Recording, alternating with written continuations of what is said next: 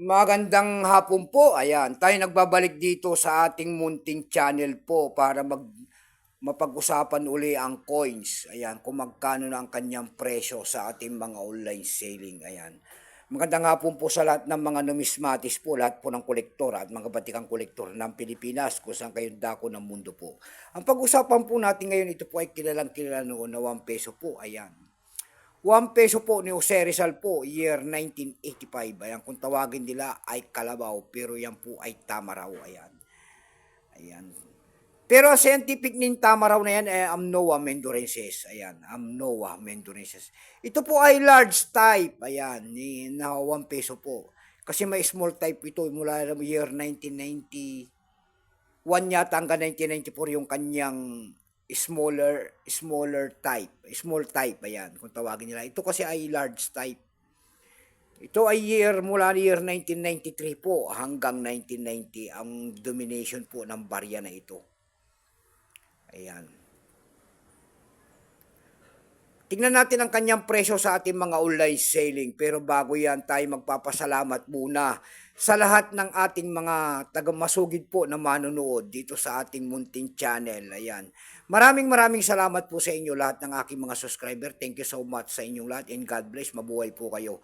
Maraming salamat din po sa lahat na nanonood doon sa ating FB page. Lahat po na nakapalo rin sa akin doon ay thank you so much sa inyong lahat.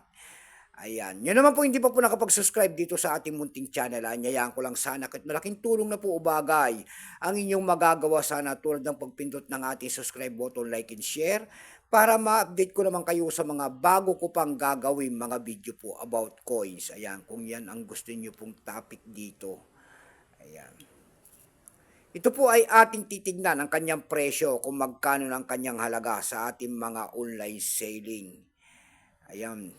Pero bago yan, kilalanin mo muna natin siya. Issue po nito ay Philippines po. Period Republic 1946 up to date po. Type nito Standard Circulation Coins years 1983 hanggang 1990. Value nito 1 peso. Ayan, large type. Currency piso 1967 up to date po. Composition niyan ay copper nickel. May bigat lamang itong 9.5 grams sa habang 29 mm. May kapal po naman itong 1.9 mm. Hugis po bilog, orientation ay medal alignment.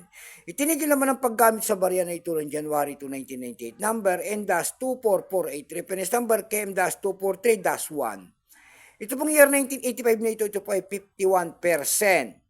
Kung ilang piraso po ang ginawa rito sa barya na hawak natin, ito po ay 182,592,000 piraso po.